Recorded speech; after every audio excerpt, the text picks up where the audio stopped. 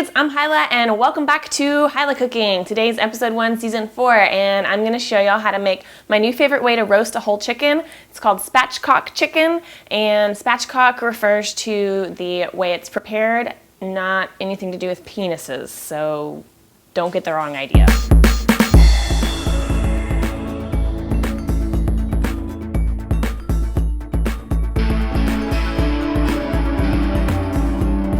Got about a 4-pound chicken here, and remember, if you go to HilahCooking.com, you can get all the detailed instructions and printable recipe cards over there. So if you want this recipe printed out, then that's where to go. So the first thing is I got these kitchen shears, and I used to just use like an old pair of office scissors that I relegated to the kitchen, but these are pretty cool because they come apart so you can wash them really easily.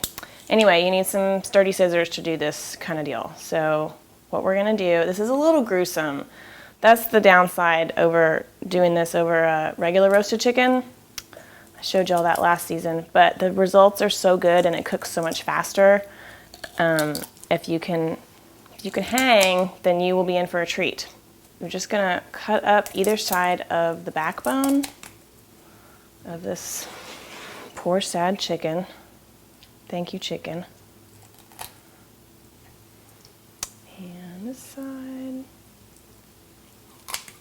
Okay, and then the backbone, if you want to make chicken stock, that's a great use for that. I've got a recipe for that on my website too. I can link to that for you. Okay, so now here comes the even grosser part. So I've got this kind of busted open, and you can see here there's a little sort of dagger-shaped bone. And that's like the breastbone, and that's there's cartilage there. So we need to cut through that in order to open this up properly. So I've just got a super sharp little knife here. All right, so we're just gonna cut through that. It's real easy to get through it actually. And then on back down here, kind of through the breast there, and then just kind of, I mean, it seems a little gross, but you just kind of press on it and that wishbone there snaps open, and now we got a flat chicken. Okay, and we're ready to season it. Okay, now you want to make sure that you got all your seasonings and stuff out before you start messing with your chicken so you don't get chicken juice everywhere. I've got a little bit of cooking sherry. Well, it's not cooking sherry, it's just sherry, which I'm just going to kind of brush over the underside here. And I like the flavor that this adds. You can totally leave it out if you want to. In fact, you can really simplify this recipe down to bare bones and still end up with a really great, delicious, tender, moist chicken. That's good. And then I've got a spice mix here that I blended up previously. I'm just gonna sprinkle over that. Okay, good. And then we're gonna flip it over. And now I've got some olive oil that I'm going to brush over the skin, and that's going to just help it get really crispy and have a beautiful color. You could use melted butter too. And then some more of our spice blend. And this is like thyme and paprika and cayenne pepper, oregano, what else did I put in it? Black pepper, salt, chili powder. Bloody blah, it's pretty spicy. Anyway, you could leave the cayenne pepper out if you want to. I've got a baking sheet here. I covered it in foil mostly because it's really, really ugly and I wanted to save your eyes from that, from the sight of the rust. But also it helps it clean up a little bit easier, although somehow some oil usually seeps under it anyway. I don't know how that happens. But I've also got a little rack here. And this is going to just keep the chicken up so that it gets cooked evenly so the air can circulate around it. We just want to pick up the floppy little guy, arrange him there.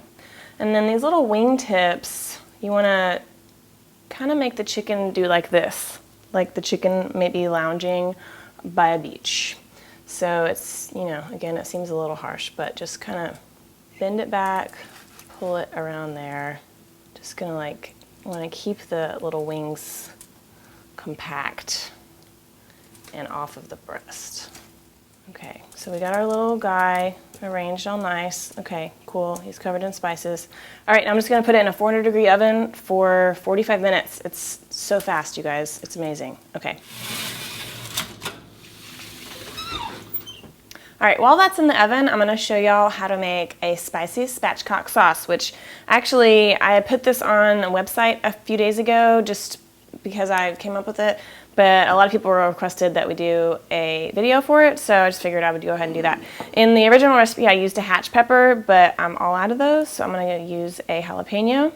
And all I did was throw this under the broiler while the oven for the chicken was preheating, so it was in contact, not direct contact, but you know, it was under there with the flames and stuff. And then I pulled it out and just put a little glass bowl over it, any kind of bowl will work, and that just keeps the steam in there and helps the skin soften and separate from the pepper. So we're just trying to peel off the little crusty skin here. Could use a hatch pepper, whatever. You could use a couple serranos. Well, that would be a spicy sauce. And I'm just gonna cut the stem off. I'm gonna leave the seeds in, but if you don't want it quite as spicy, then you can take them out. And just drop it into my fancy pants blender. And I got a clove of garlic and a little bit of olive oil and some plain Greek yogurt. If you wanted to use sour cream, that would probably be really good too. And also, just occurred to me, I bet some green onions toasted under the broiler also would be really good blended up in here. Just a pinch of salt, we don't need very much. And I'm just gonna puree this.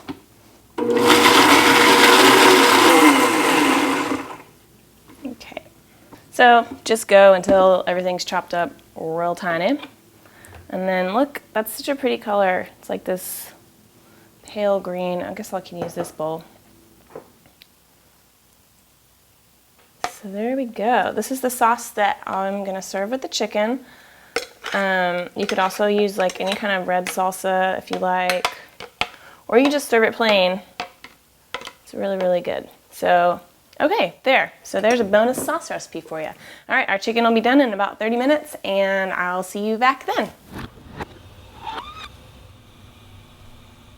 This chicken cooked for about 50 minutes and I checked the temperature just by putting a thermometer in here in the breast down that way, and then also in the thigh that direction. The breast should be 150 and the thigh should be around 170. And then I've just let it rest here for 5 or 10 minutes. So I'm going to show you how to cut it up now. We will start with just cutting off this leg quarter, and that's going to include the thigh. So, I mean, it's so tender, it's falling apart right now, so it's really easy to separate this. You really just, I mean, you don't even have to do anything. Basically just broke off. And then this one, okay, good deal. And if you wanted to just do it into 4 pieces, you could just get a bigger knife than this and just cut it down that way and have a breast and a wing section. But I'm gonna go ahead and cut off separate the wings from the breast too. So just like with the leg, it's not quite as easy usually, but you should be able to kind of separate it out, find that joint, and just cut between the 2 bones there. And then if you want to get the breast meat off of here boneless style, you can just kind of carve it like you would a turkey and cut off a few big slices. See how this method here, like that breast meat is so tender and juicy, and the thighs also are cooked well. Like just a lot of times when you do a whole roasted chicken, it's real easy to end up with a overcooked breast meat, but this is just beautiful and amazing. So I'm gonna take a bite of this chicken stuff. You can see a lot of juices coming out. Probably should have let it rest a little bit longer, but I could not wait. And then I've got my little spicy sauce here. So just a little dab will do you there. Sauce is really hot. Man, it's beautiful. It's perfectly cooked. Y'all, I think you're gonna be really happy with this recipe. And man, dudes, it's really good. it's just my new favorite way to cook a chicken. I don't think I'll ever do it any other way again. So I'm very happy to be able to share this recipe with you. All right, well, thanks for watching. I hope you tried this recipe. If you have any questions, leave them in the comments below and I'll get to them as soon as possible. If you haven't already, please subscribe. That helps a lot. And if you've made it this far, go ahead and give me a thumbs up or add it to your favorites. Share the video with your friends. You know, let's get this chicken party started. All right, thanks for watching. I'm so glad to be back with season 4 of Hilah Cooking.